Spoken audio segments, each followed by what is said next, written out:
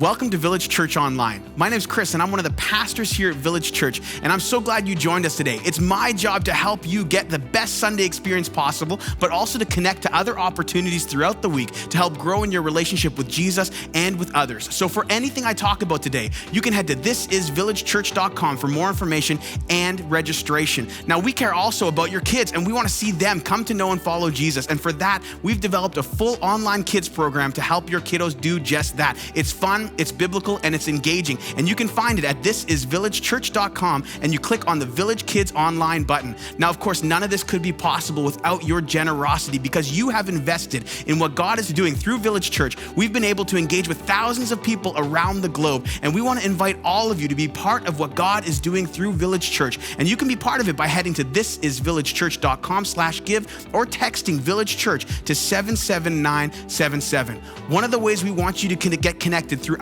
the week is through community groups online. And I tell you, there's no better time to join a community group than today. Normally for the summers, we shut things down, but this year we're ramping things up, increasing the equipping of our leaders, facilitators, and getting you connected to one another through community groups online. So if you aren't part of one yet, head to thisisvillagechurch.com/groups and get connected today.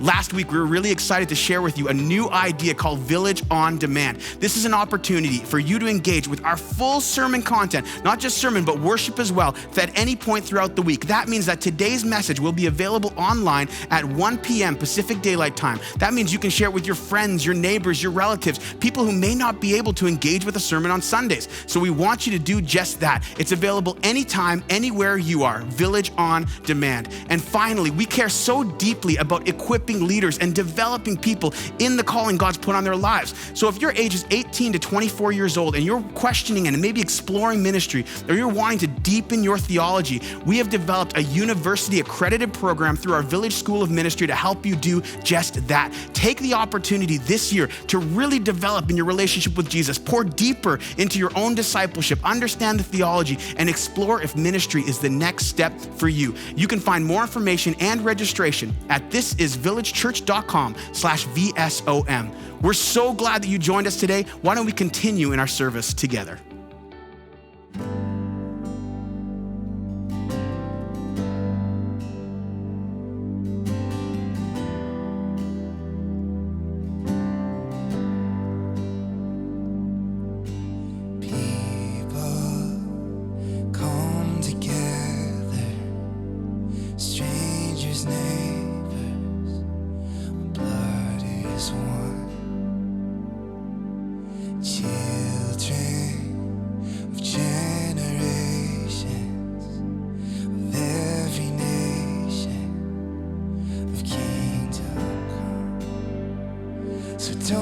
Your heart be troubled. Hold your head up high, don't fear no evil. Feast your eyes on this one truth: God is madly in love with you.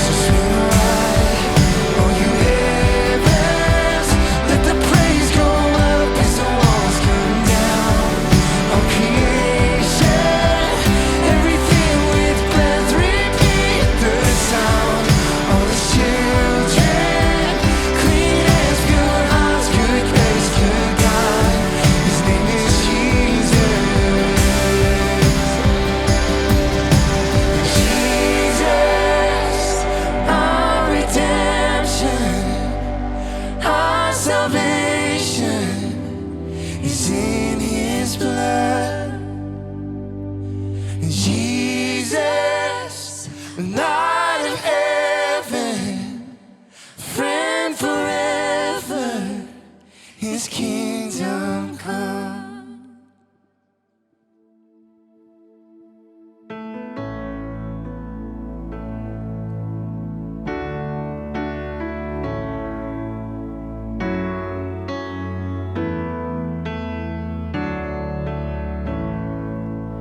Let the King of my heart be the mountain where I run, the fountain I drink from. Oh, He is my song. Let the King of my heart be the shadow where I hide, the ransom for my life. Oh, He is my song. 'Cause You are good, You're good. Oh, You are good, You're good. Oh, You are good, You're good. Oh, You are good, You're good. Oh, and let the King of my heart be the wind inside my sails, the anchor in the waves. Oh, He is my song. Let the King of my heart be the fire inside my veins, the echo of my days. Oh, He is my song. Let the King of my heart be the wind inside my sails, the anchor in the waves. Oh, He is my song. Let the King of my heart be the fire inside my veins, the echo of my days. Oh, He is my song. 'Cause You are good, You're good. Oh, You are good, You're good. Oh, You are good, You're good. Oh, You are good, You're good.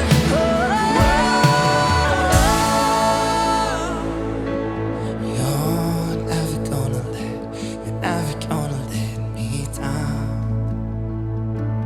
You're never gonna let me down.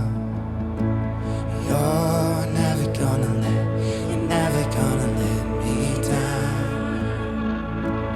You're never gonna let me down. You're never gonna let me down. You're never gonna let me down. You're never gonna let me down. You're never gonna let me down. 'Cause You are good, You're good. Oh, You are good, You're good. Oh, You are good, You're good. Oh, You are good, You're good. Oh, You're never gonna let me down. You're never gonna let me down. You're never gonna let me down. You're never gonna let me down.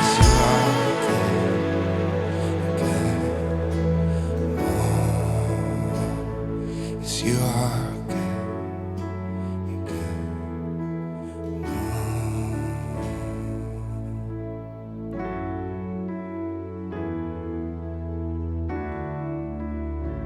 Jesus, we sing those words because of who you are and what you've done. That you, as the object of our adoration, it's not some empty notion, is that you have died for us, you have risen in power, and the result is our ransom and your kingship over everything. And so as we adore you, it is all in light of this. We sing in meager response to the magnitude of who you are and what you've done. It's in your glorious and powerful name that we pray. Amen.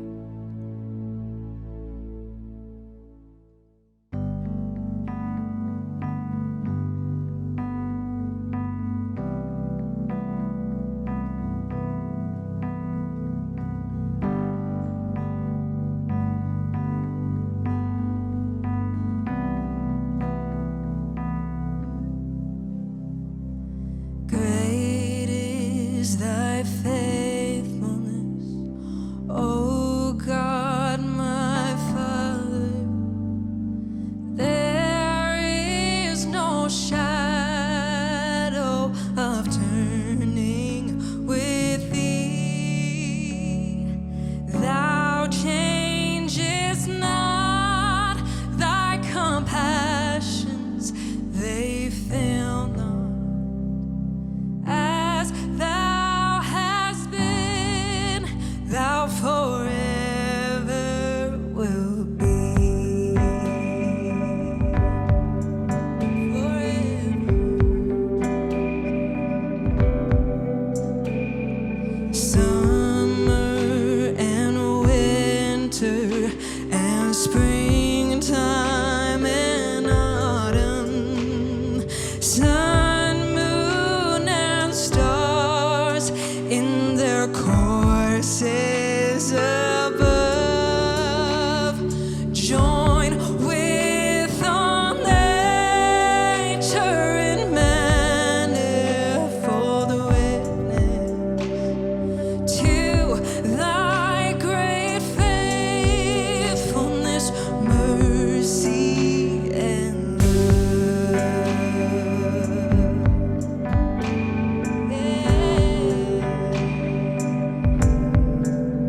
how faithful you are. We sing your praise.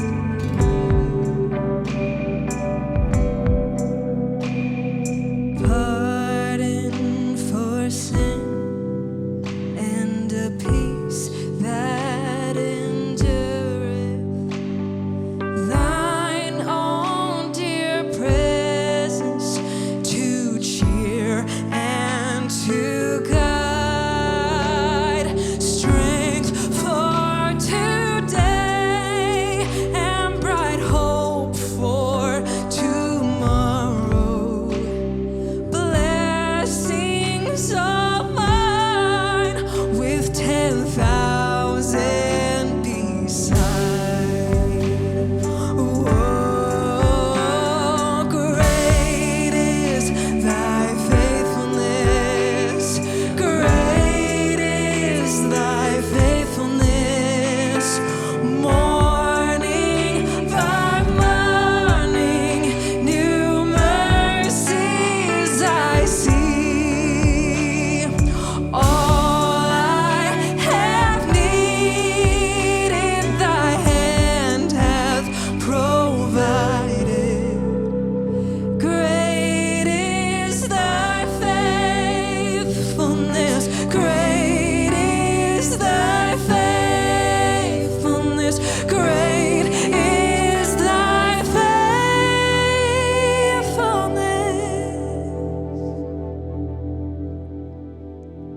Lord, unto me.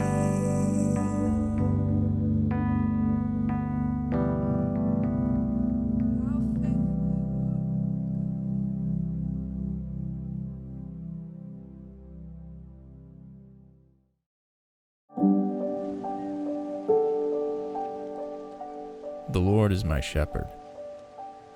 I shall not want. He makes me lie down in green pastures. He leads me beside still waters. He restores my soul. He leads me in paths of righteousness for his name's sake. Even though I walk through the valley of the shadow of death, I will fear no evil. For you are with me. Your rod and your staff, they comfort me. You prepare a table before me in the presence of my enemies. You anoint my head with oil. My cup overflows. Surely goodness and mercy shall follow me all the days of my life, and I shall dwell in the house of the Lord forever.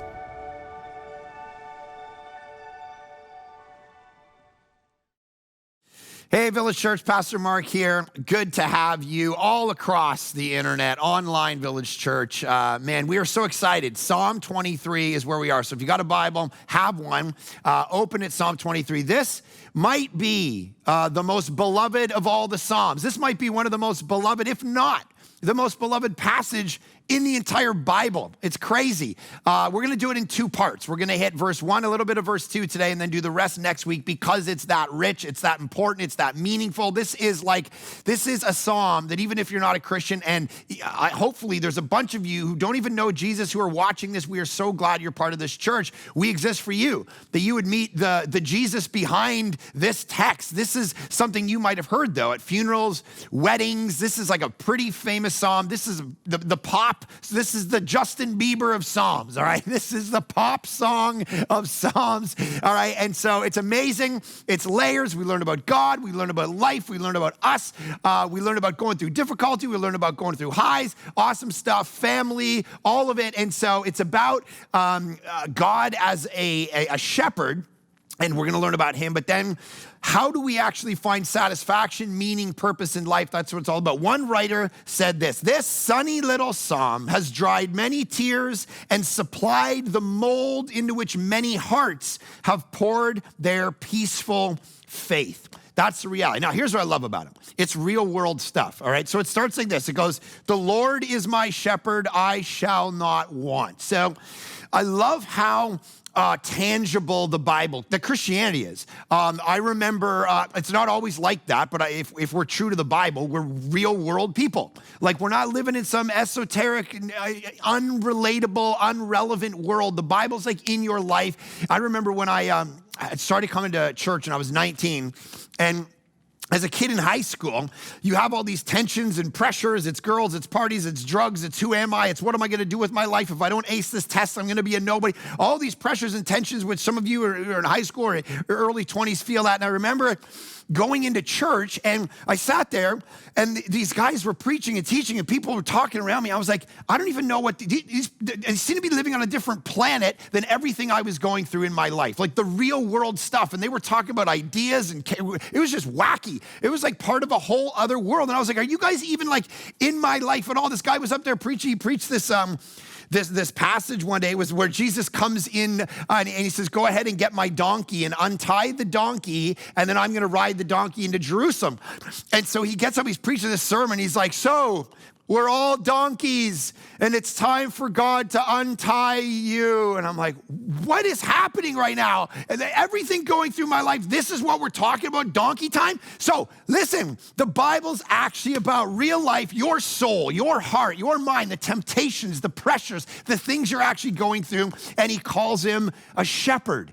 And he says, it's got this idea. And one writer's put it this way.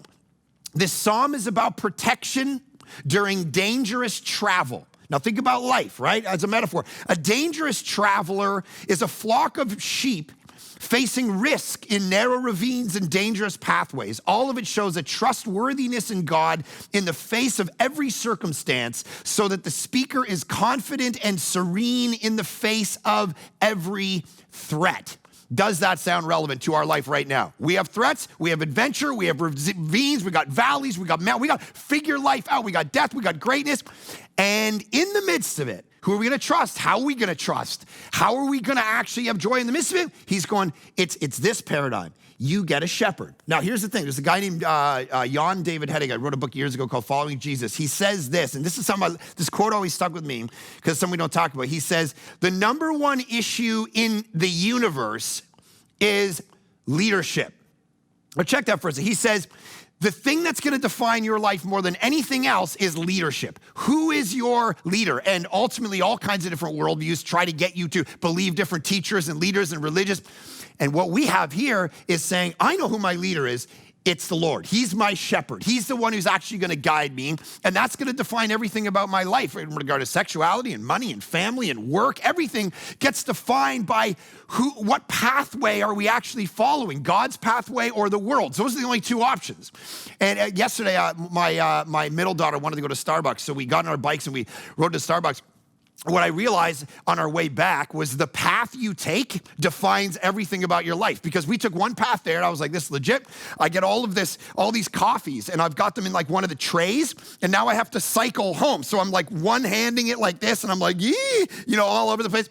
And she's like, Daddy, let's take this way instead. I'm like, okay, that's fine. And it's like all uphill and sideways and backwards. I'm like spilling stuff all over to the point I get the thing home and my youngest like, where's my hot chocolate? I'm like, it's like half gone. She's like, chugs it right in front of me, throws the thing out like a guy at a bar. It's like, bam, throws the mug down and walks. Half it was gone. Why? Because my daughter took me on the trail you take in life is going to be the thing that defines everything about your life. And so here's the thing. He's going, the Lord's my shepherd. I got pathways to choose. I got places to go. I got things to do. I got views to get about everything in life. And the Lord is the one who's going to define that. Now, here's the beautiful thing about this that we miss as modern Canadians we miss the contrast, the juxtaposition here. The Lord, so underline that, the Lord, that's the highest being, highest person, most glory, most beautiful, most perfect, most awesome thing in the world. And then, this is what we miss, is my shepherd. That's an oxymoron almost. That is like saying two opposite things, because a shepherd in that culture wasn't some glorified, like, what's up, I'm a shepherd, and glossy, whatever. The shepherd was the most lowly, humble job of all the jobs. You're hanging out with animals sometimes 2 months at a time. You have no people around. You're lonely. You're dirty. You're cleaning up poo all the time. You smell. You were seen as a thief. This is God identifying himself as the most humble, lowly thing that we know of. It's beautiful because God enters in. He's real. He's not removed and like, I'm better than everybody else. He comes down, and it's got this beautiful implication for us because, of course, even in the birth narratives of Jesus, the angels show up to who? Shepherds, right? They were guiding their flocks by night, and the angel of the Lord shineth upon them. All of that, right, Charlie Brown? All of that happened. He uses shepherds. He uses the lowest, dirtiest, most conniving, and he uses them to draw them to the personal work of Jesus. Crazy. Now listen, God will use anyone. You sitting there, you think my past is a mess, I'm a disaster. God will use any person on the planet to do his work. See, here's the thing. We live in cancel culture, all right? And cancel culture will cancel you for any mistake you made 15 years ago. Doesn't matter what it was. We cancel you. We no longer listen to you. If cancel culture existed in the Bible, we would have no one. There'd be no Moses, all right? I was on a text group call with a bunch of pastors, and they're like, well, we can't use that guy anymore because he did this. You don't have David, right? David was an adulterer. He threw a guy out to be murdered. You can't have Moses. Moses killed a guy, but he didn't just kill him. It was first-degree murder. He walked up to him, and the text in Exodus says he looked left and right, killed an Egyptian, and buried him. It was like, I looked around, made sure no one was going to get me, and buried a guy, dead. That's Moses, the great Moses. David's out. Moses is out. The Apostle Paul, by the way, murderer. All three of those guys, murderers. And we're not even getting started in whatever else is going on. Skeletons in the closet. Cancel culture. God will go, I will take people who've done it. Listen, one thing I've known, there's a guy named Gordon MacDonald, and he wrote a book, Rebuilding Your Broken World. And he is a pastor. He was actually a presidential advisor during the Monica Lewinsky trial. He shepherded the president through that and actually was a very public figure at the time, has served in churches. He's like 86, 87 years old, admits in this book that he cheated on his wife one time. He cheated on her, a weak moment, pastoral stress and pressure and all this stuff he was doing, did this thing. He writes and speaks to now pastors and leaders about rebuilding your life from a broken world. And the fact that you've let people down, you've done something that has destroyed people, and you think you're not worthy anymore. And he says this in that book. He says, there are broken world people. And then he says this, will you, and I'm speaking to those of you who don't think you're worthwhile, you don't think God will use you anymore. You are the shepherds of our culture. He says, will you, talking directly to you, concentrate on the pain of this broken world experience that you did and resist it? Or will you permit the pain to become an environment in which God can clearly speak to you about matters of ultimate importance? Are you gonna let it destroy you? Are you gonna let it be used by God to actually recognize that he can use anybody? And it's the environment that God is now going to talk to you about ultimate importance. Remember how you made that mistake? It's because you weren't prioritizing me in your life. So now you're ready to talk? I'm not done with you yet. I'm not ready to pass you off yet. I'm ready to use you in this moment tomorrow. All right? So all of us, point being, all of us, even those who aren't broken world people, we all need guidance and leadership in our lives. We are a mess. We are sheep. Now, here's what you got to understand. Saying the Lord is my shepherd is like, it's offensive to humankind because he's saying you're a sheep, right? And sheep are the dumbest creatures on the planet. They bump into each other. They get all these parasites in them. They're constantly fighting each other, and they'll just shuck right off the end of a cliff and follow the other ones. You can go on and watch this stuff, all right? I know the images. It's like, boom, boom. They're going into the rocks on the beach. They're all dead. They're following each other off the end, and he's going, we all need this guidance because wolves are going to eat me. Friends are going to destroy me. Sin and habits are going to take over my life that are going to kill me. I'm going to go off the edge with everybody else. And listen, at all ages and stages, your friends, your family, your coworkers are going down this route. And he's saying, don't go down that route. That is only death. There is a truly human life, a truly human way. And it needs to oftentimes be the opposite way that the world is going. And so we say, we value this way of doing money and family and sexuality. All of these things in their life, the world is going one way. And Jesus is saying, I actually need to direct you this way. This is what it means to follow Jesus as shepherd. And what starts to happen is we start to go, but I just want to do what everyone else is doing because that's what's normal. And what you got to understand is the New Testament comes along and goes, no, you've got what is normal wrong, right? Destroying the world ain't normal. Living for the weekend isn't normal. Medicating yourself so that you can get up and just to function in the world in regard to happiness. I'm not talking about mental health. I'm talking about just, I just can't deal with life. I just want to, stay in a fog half my day. These things aren't the way to be truly human. And the Bible calls us and goes, but there's a way through the person and work of Jesus and the power of the Spirit in which you can have truly human life, but it means not going off the edge with the other sheep. Can we wake up? Church, can we be the opposite to so much of what the culture actually believes? Go read the Sermon on the Mount. It's a woke sermon, all right? It's Jesus going, hey, the world says do it this way. I say do it this way. The easiest thing is to get back at someone who hates you. My call, turn the other cheek. Don't worship money. Over and over and over again, Jesus is saying, I'm calling you to be separate. I'm calling you to be opposite. I'm calling you to be different. And so here's the thing. God is seen as shepherd. 24 hours a day, here's what shepherds would do, hang out with sheep. Do you want that job? It's a garbage job. It smells, you don't get much money, there's nothing in it for you in one sense. I mean, of course you get to keep sheep and sell the stuff back in the day, but it's not like, oh my goodness, I'm so excited to wake up and go off into the mountains and chill out with these things for a month while they herd around and graze in the pastures. This is great, this is fun. And yet, here's what we see. God is the good shepherd. Think of all the different little stories in the Bible. Luke chapter 15, Jesus tells this great story about the lost sheep. And he says that the owner, God himself, will leave the 99 sheep and go off and search out the one lost sheep and take it and bring it back and celebrate and have a party with it. He'll put it over his shoulders, he says. It's this beautiful image. So what we're gonna learn all through this thing is we pivot. We learn stuff about us and we learn stuff about God. What we learn about God is he's the good shepherd who leaves the 99 and hunts you down. That's how good he is, not how good you are. Remember, you're the one you are lost sheep. You were part of a herd. You were walking around, and then you just gonzo. You just disappeared.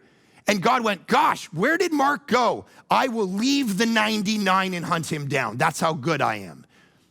That's how loved you are. The shepherd will leave to come find you. This is what salvation is. It's God hunting you down. It's not about you doing great things for him. He comes after you. You are lost. That's your state, lost. And I want to draw that out for a sec, because here's what I think. I think so often we pitch the gospel as a way for you, if you don't know Jesus, to come to know a God that you didn't know. And so you're meeting a stranger, so just meet God. But actually the Bible constantly posits it different. It says somewhere in kind of the echo of your soul, almost like nostalgia, you actually knew God. You were already part of a flock, and now that's been lost.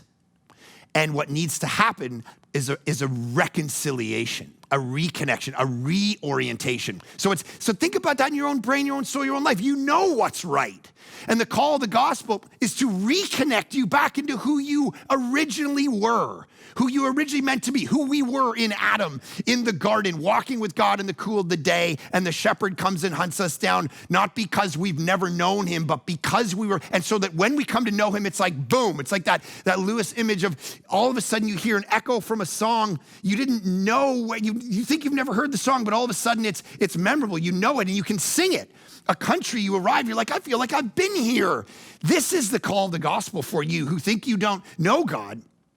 You're made in his image. And you have this echo in your soul to reorient your life. And so there's this guy named Philip Keller. He wrote a book on the 23rd Psalm. And he was a shepherd for like 10 years of his life in the Middle East and Africa. And he writes a book called The Shepherd's Psalm from a Shepherd's Perspective. And so today and next week, I'm gonna quote from him a little bit so we can kind of get an idea, because you and I are kind of removed from shepherd culture and we don't understand the nuances of what's going on here. The Lord is my shepherd. So here's what Keller says. The sheep's well-being depends on what type of shepherd he has. So think about the God that you've chosen in your life. It could be the God of the universe in Jesus. It could be other religions. Maybe you're watching this and you're of another religion. Maybe you've just chosen the different gods of power and money and fame and reputation and materialism and family, whatever you're defining your happiness by. He says that your well-being depends on what type of shepherd you have. The good shepherd spares no pains for the welfare of his sheep. In memory, I still see one of the sheep ranches in our district, which was operated by a tenant sheepman. He ought never to have been allowed to keep sheep. His stock were always thin, weak, riddled with disease or parasites. Again and again, they would come and stand at the fence, staring blankly through the woven wire at the green, lush pastures which my flock enjoyed. Had they been able to speak, I am sure they would have said, "Oh, to be free from this awful owner." Each shepherd has his own distinctive earmark, which he cuts into one of the ears of his sheep. In this way, even at a distance, it's easy to determine to whom the sheep belongs. How good is the God who leaves the 99 and comes find you? How good is he as a sheep keeper? To the point where our souls are pining and yearning and looking over the fence of all of our money and all of our great things, and they're looking over the fence and we feel it. There can be more. I know it. There's an end to this. And I'm looking over the fence thinking there's got to be more than this. And God's going, yeah, that's because I'm in the place where if you come and become one of my sheep, that's the whole point. Now, so who's a sheep? So there's constant images throughout the Bible on this. One of the most famous is John chapter 10.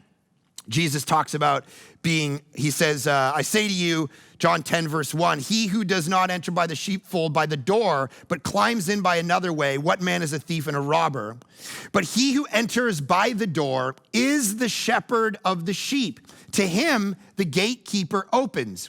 The sheep hear his voice, and he calls his own sheep by name and leads them out. When he's brought out all of his own, he goes before them. The sheep follow him, for they know his voice.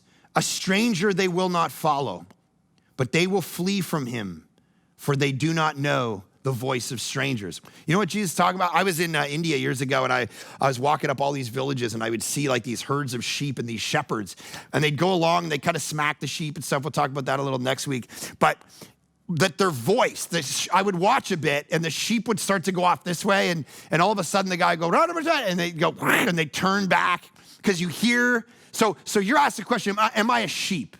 Am I Jesus? Am I part of Jesus' flock? And what he just said is, here's how you know. First of all, you can't get into the sheep gate through another way. You can't go to heaven outside of me. You have to go through me, the good shepherd. That's what he says. But then he says, here's how you know if you're one of my sheep. Can you hear my voice? Or do you follow the voice of a stranger? Do you follow the voice of the world when it says do sexuality like this? Do popularity like this? Do business like this? Be a student like this. Be a boyfriend or a girlfriend or a grandmother or a husband like this. Or can you hear me when I talk? Jesus himself. Now, I got to tell you, there's been a few times in my life when I've actually heard the voice. Now, I think Jesus talked about like day to day. Can you hear my voice? How do you hear the voice of Jesus? Through the word, through prayer, through people around you, through leaders, through friends affirming things in your life. There's a few times in my life when I've heard like the distinct voice. I wouldn't say audible, but close to it. It was my call into ministry. It was my call to plant a church. It was a few things in my life. A few months ago when I flew into Toronto to do a conference, I walked into the conference, and the guy who was leading the conference, who was greeting me, I went to the conference, we chatted for a bit. And just before I went up and spoke, I watched him talking in a room. And we as a church, we've been looking because we have a deep church planting vision. We want to plant churches all across Canada. And of course, Ontario is a massive percentage of Canada. 60-70% of the population lives in Ontario. So we want to have an outpost of church planting for village churches in Toronto. And so we've always been thinking about that. And I went out and just met this guy speaking at this thing. And all of a sudden, I'm watching him talk to this lady in a room. And the Holy Spirit goes, he's your Toronto guy. He's your Ontario regional director for Village Church to plant churches. And I'm like, what? I'm about to speak at a conference. Leave me alone. All right, I got things to do here. All right. And literally the voice of Jesus spoke out of the blue. I had no idea. I met this guy. I'm like, what's up, player? Moving on with my life. Like, I'm focused. I'm trying to do my thing. I'm like Tiger Woods going into a golf tournament. I'm like, what? Yeah, this is all fuzz to me. I'm not paying attention. I'm not asking those questions. I'm trying to hit a ball right now. I'm trying to preach to people. And all of a sudden, the voice of Jesus spoke. And now this is what's going on. The voice of Jesus had spoken to him, I come to find out. 6 months earlier, a woman in a meeting gave him a word and said, somebody from and he has it on his phone. He sent it to me. Somebody from British Columbia will come out and change the direction of your life. And he's like, I don't know what that is. I was booked a year ago to come speak at this thing. I take him out for lunch. I'm like, how are things going? I'm like, I got to catch a plane, but I think Jesus told me that you're supposed to go. He's like, what? No, come on. And then he's like, wait a minute. This lady, crazy. The voice of Jesus speaks in the everyday. I remember when Aaron and I were going through our church planting assessment. This is a group, 15 people, scholars, pastors, church planters in a room, and they're evaluating whether you could ever plant a church. So I was terrified because I knew I was not qualified to plant a church. Speaking of cancel culture. And so I'm like, okay, I am not ready to do this. And this group of people said, yeah, you can do it. And then we went out and they brought in this other church planter, and he spoke to us. And this church had gone through some problems over the last 4 or 5 years, and they were shutting it down. He looked at us and he said, listen, when in the first 2 or 3 years, there's nobody at your church, you have no money, everybody's leaving you, here's all that you're gonna have in the end is the call. You're going to remember when you are tempted to walk away from this job, you're gonna remember only the voice of Jesus that he called you to do it. If he didn't call you to do it, just leave. Because you won't have enough motivation to actually do it in the end. See, this is now that's my context. Think of your context, man. Like, what is the thing in your life right now that you're like, I don't know if I can handle this? The voice of Jesus called you to it. He called you to a marriage. And I know in this moment, marriage is tough. It's difficult. You're all in each other's spaces. And some of you are starting to drift and wonder if it's over. But you stood in front of God and friends and family and say, for better, for worse, for richer, for poor, fight for it, friend. The voice of Jesus calls us to some things in life. Doesn't just direct us. There's a calling that happens, and the shepherd does something at a deep level, and he says, hey, listen, what are you actually called to do in your life? Some of you need to fight harder for a thing. Some of you need to go after a person and actually say, look, God called me to do, God is calling you to do this, whatever it is. And then we got to be open to those things in our life, because when we start to doubt them, God will show up and speak if we ask him. Listen, a guy texted me this week, very sad. His father-in-law passed away suddenly. And he said, you know, Mark, he never believed in God, but I remember we would bring him to church and he wouldn't listen, and we brought him to Village one day. And I remember it. It was 10 years ago, and it was 3 or 4 weeks into Village. We probably had 100 people in the room, 90 people in the room in a gym, and I remember looking out and seeing this man. And he told me after that service, he said that was the first time he'd ever opened himself to God, and he said he gave his life to Jesus weeks after that, and actually was part of our church. He just passed away. And he said, God used you to get his attention in a way that nobody else could get his attention.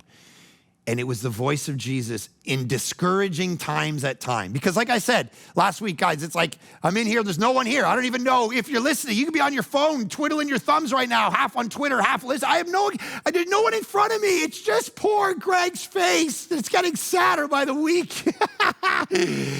But what am I doing? And then I get a text like that. He died this week. But Jesus used you to speak to him. Okay, so you keep going. This is the voice of the shepherd speaks, and the question is, can you hear it? That's the definition of a sheep. Can I hear the voice of Jesus? How do I hear the voice of Jesus? And then he says this. Okay, so that's the Lord is my shepherd. Do you have Jesus as shepherd? That's one of the controlling questions of the whole thing. And then the second half of verse 1. And this is why we're only going to get to a couple verses today. I shall not want. I love this. I shall not want. The Lord is my shepherd. I have absolute satisfaction. Boom. That's the thing listen, a sheep, you know what a sheep needs? Here's what a sheep needs. Everything. There's nothing a sheep doesn't need. They lack everything. All food, all warmth, all health. They literally are useless. They can do nothing themselves. They are dead without the shepherd. Without God, you and I got to understand we lack everything. Now, we're going to get common grace. Even if you don't believe in Jesus, even if you don't believe in God, you're going to get common grace. Jesus talks about this constantly. He says, it rains on the righteous and the unrighteous. Crops come up, food, you get art, you get music, you get beauty, there's certain graces that we all get in life, whether we believe in Jesus or not. That's not the definition of salvation. The question is about ultimate meaning, ultimate satisfaction. I can get to a place, because the Lord is my shepherd, that I shall not want. Listen, when we get that narrative of heaven and hell and purpose and meaning and made in the image of God, all of it starts to fuse life with a kind of meaning we never would have had before. Here's the thing. Everything we do in life is about this. It's about the wanting, right? I want to meet that person. I want that house. I want that feeling. I want to accomplish that. I want. It is literally the reason you make every decision that you make in life. To want this, to get that. And then what begins to happen is we don't feel a contentment, so we're driven to unhealthy forms of want. Underline this word, I shall not want. What could get me in a situation where I don't want anymore? Think about that. This is Paul in Philippians 4. Go read it. Philippians 4. Unpack it in community groups this week. Community groups are rocking. We have 100, 200 people since we started going online sign up, new people for community groups all across Canada. Doesn't matter what city you're in. And one of the questions we're going to be talking about in community group this week is going through Philippians 4 and talking about contentment, because Paul says, look, I've been rich. I've had tons of dough, like MTV hip hop video dough, all right? I've had that kind of dough. And for those of you who are super young, you don't know what MTV is, all right? And then I've had no dough, all right? I've been nothing like Survivor out in the middle of an island with a little bit of rice. I've had both those scenarios, trying to use TV illustrations here for the kids. I've had both of them. And he goes, I've been content in both. Because I have Jesus Christ, because I have an identity that transcends my circumstances. So picture you. You, right now, some of you right there, you're like, my marriage is killing it. I got so much dough in the bank. I'm set. I'm good. My health is good. The grandkids, everything's good right now. I've got contentment in that. Some of you are there. Others of you, marriage is rocky, no money, family's a mess, all of this. But there's a contentment that comes. Why does Paul say I can have contentment in both? Because my identity and satisfaction is actually not in those things. It's in the person and the work of Jesus. That's where I get the kind of contentment. That's why he has no want. Because it's like going, okay, it's like saying, I have let's say someone sent me a check for $1 million, all right? Ding, all right? So that's 779, right? So $1 million, let's say someone gave me it. So I have $1 million, great. And I'm like set, I'm like done. This is great, my family's gonna be taken care of, blah, blah. But my golf game's off. And for some reason, this is frustrating me. Why would that be the case? This ultimate thing is taken care of. This peripheral thing that doesn't matter. And he's saying once the ultimate thing is taken care of, your soul, then the peripheral stuff that happens in life that comes and goes and flows and you lose it and you got it and you're in the zone, you're not in the zone, it doesn't affect your ultimate, not happiness, but your contentment. Your kind of joy that transcends. That's what he's saying. I shall not want. Think about it. Why do you sin? You know what sin is? Why do you sin? Because God doesn't satisfy you enough. That's why. Why you live a life that says the Lord is my shepherd, I shall want. I shall want this. Why are you materialistic? Why are you greedy? Why do you order 8 things on Amazon every day and then wonder how Jeff Bezos is worth $9 trillion or whatever? I don't know, but why do you do that? Because you want, man. You keep wanting. Why do you lust? Because God isn't satisfying enough for you. Why do you gossip? Because God isn't also satisfying to you that you don't care about downing other people and feeling good about yourself. Ultimately, you don't feel that he's not pleasing enough. So C.S. Lewis wrote this: when we want to be something other than the thing God wants us to be, we must be wanting what in fact will not make us happy. That's the reality, because God knows what he wants us to be. God has said, I've set the universe up in this way for you to get the most out of it. And when you refuse to listen to the way that I've set it up, then you're going after your own way. And here in that moment, you know what that is? Here's what I love. It's a great image. When you go your own way, what's a sheep? What's a sheep? Right? When you go your own way, it's not that it's sin, right? You've heard me say that 1 trillion times. You're bored by that. You're on your couch right now going, it's sin. Yawn, check. No, it's dumb. It's not just sin, bro. You're dumb. When you go after stuff the way God didn't design it, you're an idiot. Because he's over here going, no, guys, I'm over here. I got it right here. You're going, rah, I know better than you. That's just dumb, like a sheep. This is the perfect psalm for you. When you sin, look in the mirror and go, I'm not just sinful, I'm dumb. This is the point. Because over and over and over, listen, to think that we know better about how to, when Jesus' voice speaks to us, says you don't need a new car. Take that money and give it to these missionaries overseas that actually need it. Take that money, give it to ministry. Take that money and help somebody out. No, but it's so shiny. I have the 2019 version. All right, when we do that, we're dumb. And God goes, why do you think you know better than me? On my worst day, I'm smarter than you. Listen, I went in a couple of years ago. My parents-in-law, Aaron's parents, were visiting. I was going to call them my grandparents, but that would not be, that would not be in my best interest. They were visiting, all right? And they went out to a movie, and I realized I needed to get in my house later, and they had taken my keys to the movie theater. And so I'm like, oh no. So I went to the movie theater.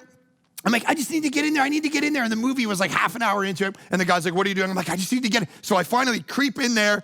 And I'm like, hey, where are you? And everyone's like, shut up. I'm like, you shut up, right? And it was like, get in the movie. And I'm like, I need my keys. I need my keys, right? They hand me my keys, I run out. Listen, wouldn't it be weird if when I ran out of that movie theater, I looked at the screen for 5 seconds. Wouldn't it be weird if you said, how was that movie? And I said, the movie's terrible. Yeah, that's stupid. God knows the whole story. He knows how to get things done. We come for a snippet. We are literally here for 80 years, 86 years, 77 years, whatever it is. We are here for an instant, and we think we know better than him. This is what Lewis is trying to get at. When we go after the things in our way, we haven't heard the voice of the shepherd, we're not doing it his way, and we're gonna mess it up. That's not only sinful, it's stupid. So let's repent of stupidity, not just sin. Let's repent of being dumb sheep, following the world over the cliff to our death. Versus the shepherd who's calling us. And sometimes his voice is harder to hear because it's on audio and the world's on HD video with all of its temptations. And God's going, I got it over here. I got you over here. I got you over here. Because he's a good shepherd. And the reason we sin is because that second half of verse 1 isn't true about us.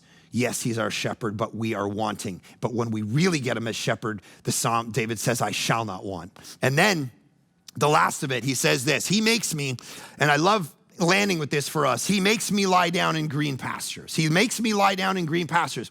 In this chaotic moment of our lives right now where there is a lot of chaos, this is beautiful because it says, in the noise, in the stress, in the anxiety, in the newness, here's what you need. He's gonna make you lie down in green pastures, man. Picture like the green grass, those moments where the sun is hitting you. All you hear is birds chirping, and he lays you down and gives you rest. In this moment, he gives you peace. He takes all the buzz away. You know what the thing, we talked about this a few months ago, the thing that Satan is going to do in your life, you know how he's gonna get you? Because he's smart. Listen, some of us look for like satanic attacks in our life as if they're like, the exorcism of Emily Rose or something. It's like, I'm gonna get you, and you're looking for claws and talking to you in the mirror in the shower, steam, and what's Satan gonna do? It's like you're walking out to the barn with like a candle and midnight, and there's evil things. Listen, man, that's how Satan. That's too obvious. He's gonna get you midday, bright, focused, shiny, beautiful. One word: distraction. He's gonna kill your soul with your telephone.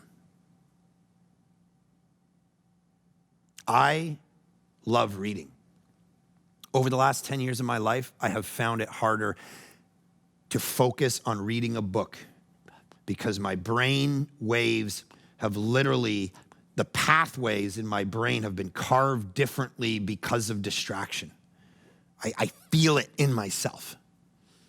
The biggest fear I have for you and me is distraction will kill our soul life with God. And he's going, you know what I'm gonna do with you? Notice what he says. I'm gonna lay you down in green pastures. That's my plan. Not I'm gonna make you effective. I'm gonna get you to produce. I'm gonna get you to impact the world and kill it. First, he starts, I'm gonna give you rest. So, Philip Keller says this, I came to realize that nothing so quieted and reassured the sheep as to see me in the field. The presence of their master and owner and protector put them at ease as nothing else could do. And this applied day and night. The budding order, often an arrogant, cunning, and domineering old sheep, will boss any bunch of sheep. Because of this rivalry, tension, and competition for status and self-assertion, there is friction in the flock. The sheep become edgy, tense, disconnected, and restless. You think that's your own soul? They lose weight and become irritable. Whenever I came into view, though, and my presence was there, it attracted their attention. The sheep quickly forgot their foolish rivalries and stopped fighting. The shepherd's presence make all the difference in their behavior. Listen, I need this text right now. He's going to lie me down to green pastures. This is poet Wendell Berry. Years ago, he wrote this great poem. I love it. Listen to it. I mean, close your eyes if you want, but if it's going to get weird, you can keep them open. When despair for the world grows in me and I wake in the night at the least sound, in fear of what my life and my children's lives may be, I go and lie down where the wood drake rests and the beauty on the water and the great heron feeds. I come in to the peace of wild things who do not tax their lives with forethought of grief. I come into the presence of still water, and I feel above me the day-blind stars waiting with their light. For a time, I rest in the grace of the world and am free. That's what he's talking. He's going to lay. Now listen, we're chaotic. We're stressed. What's the solution? He's going to lay you down. He's going to say, I'm going to give you. Listen, there's two parts of the Christian life. There's contemplative and active. Those are the two spheres of the Christian life. And he's going, I'm going to give you contemplative first, which is beautiful because in this anxiety-ridden, stressful moment, we need to rest in green pastures. And you realize he's the one doing it. That's how salvation works. He's the one hunting down the 99. He's the one putting you to rest in the pastures. Listen, I've had a stressful week. You guys are emailing me, and I love you, and it's great. But you're emailing me all kinds of stuff. And it's stressing me out. I'm getting emails on the one hand telling me that I need to make sure that we are making sure there's none of this chaos about conspiracies and COVIDs and blah, blah, blah, blah. And I need to make a stance as a pastor and use my platform to speak against it. And then others are coming in and say, we need to be set free from the governmental chains and use your platform to tell the church that we need to be out doing things. I got both sides coming at me right now. I feel like a piñata. My calling is not to be your piñata. It's to be your pastor. And it's to understand the call of God in our life and to say, of all the stress and all the strain and all the things I want to be for you, and I know we start to project on other people our stresses, our anxieties. My desire is not that you're stressed, not that you're trying to take on the pressures and pain of the entire world and the plans of all of us and everybody else, but to rest. That he would put you down in green pastures, that you would understand the contemplative life, that before just doing, you would actually hear from him and he would have an identity in you and he would lay you down and go, okay, let me give you rest now. Because some of you, your personalities are just to do, and you haven't rested yet. And it's funny that in the order, this comes first. The resting. God does this. You don't have to prove anything anymore. This is the beauty of the gospel. You don't have to prove anything anymore because the first thing he does is he says, it's finished. On the cross, it is finished. It's like when Seinfeld wrapped his show at the end of the 90s, he was speaking to another very successful comedian, and he says, I feel like I need to do something else. I feel like what am I gonna do? And the comedian said, dude, you created the greatest sitcom in the history of television for 9 straight seasons. Your work is done. You have nothing left to prove. It's over. And in some weird way, I want to kind of say that to you. Because of what Jesus Christ has done, what is the ultimate hope? Not the active. We're going to get there. It pivots to being active, and we want to make impact. But first, it's you take the identity he's given you and rest. My burden is light. So you've been watching the MJ Last Dance, right? So we look at MJ and we're like, MJ, Michael Jordan, greatest, he's the GOAT, hashtag GOAT, all right? There's no debate about that. LeBron, who? All right, it's MJ, the GOAT. Now, here's the thing. Why do we celebrate MJ? Why do we love MJ? Why do he's worshiped all over the world. Why? Because his performance is so good. 54 points, 52 points, 40 points in 40 minutes. Over. Last shot. Get it to Michael. And he delivered every time. His performance is great. I was reading this article this week, Do You Still Want to Be Like Mike? And it said this, in the world, status is tethered to performance.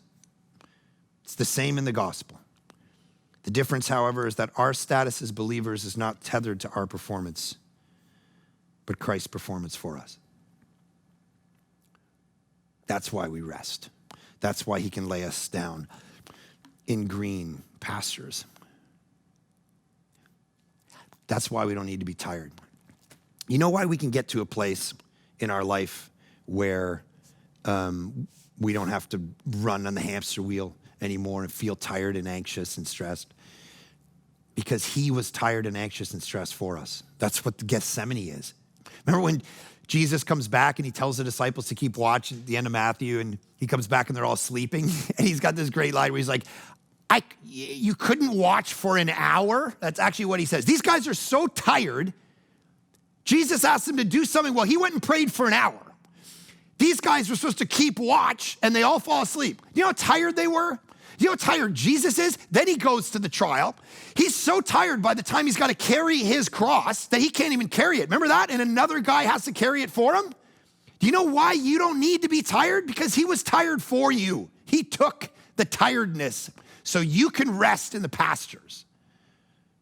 But that only happens when we trust him, when we give our life to him. And some of you haven't done that, some of you have, but you need to. The gospel isn't something you believe once. It's the thing that gets you to the pastures over and over and over. And every day you're waking up and going, because of the work and performance of Jesus on my behalf, now he wants to make me rest in the most stressful, anxious moment of my life. And let's not pretend these aren't stressful, interesting. This is such a unique moment in our history.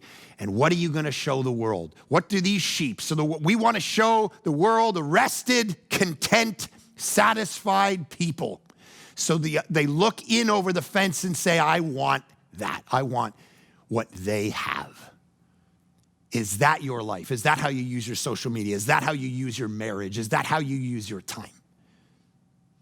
Father, I pray that we are people of witness that have a shepherd, the good shepherd, and we can show the world by word and deed that we are satisfied in you so much that we can say with David, I don't want.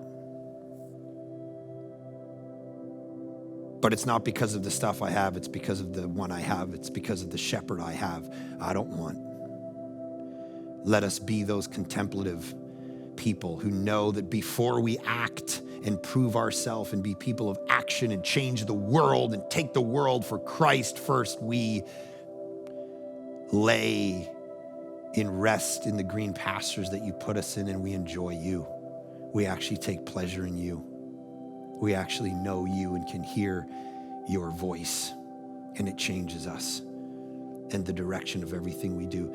Give every person watching this, listening to this right now, that gift of yourself. And those who've never trusted you, that today they would say, I need a leader. I need a good shepherd. And be that for them as they trust you. In Jesus' great name we pray. Amen.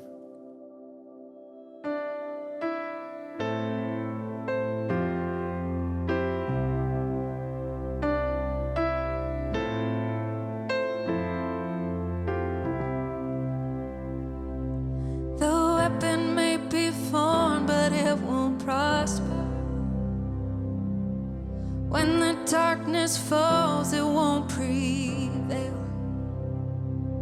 'Cause the God I serve knows only how to triumph. My God will never fail. No, my God will never fail. I'm gonna see a victory. I'm gonna see a victory. For the battle belongs to you, Lord. I'm gonna see a victory. I'm gonna see a victory. For the battle belongs to you, Lord. Whoa.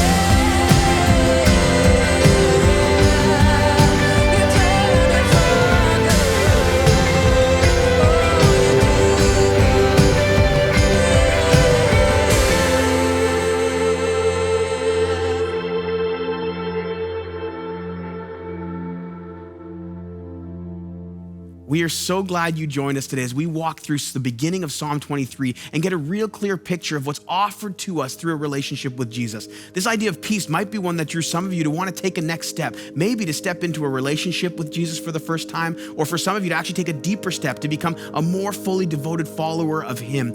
And for whatever step you're taking, we'd love to come alongside you in that. Head to thisisvillagechurch.com/next steps so that we can help you in whatever step you're taking to know and fully realize the peace that Jesus offers to you. And now is a better time than ever to join a community group online. This week, we're going to be going through Philippians 4, Psalm 23, and much, much more. And we'd love for you to join us. Head to thisisvillagechurch.com/groups to get connected to a community group online today. And finally, all of this couldn't happen without your generosity. Because you support the mission of Village Church, we're able to see lives all around the globe change and be transformed into fully devoted followers of Jesus. And that's because of you. I'd like to invite all of you on that mission, and you can take part by giving at thisisvillagechurch.com/give or texting Village Church to 77977. From all of us here, we hope you have an incredible week, and we're excited to walk with you this week all along the way until next Sunday when we get together again and continue in Psalm 23.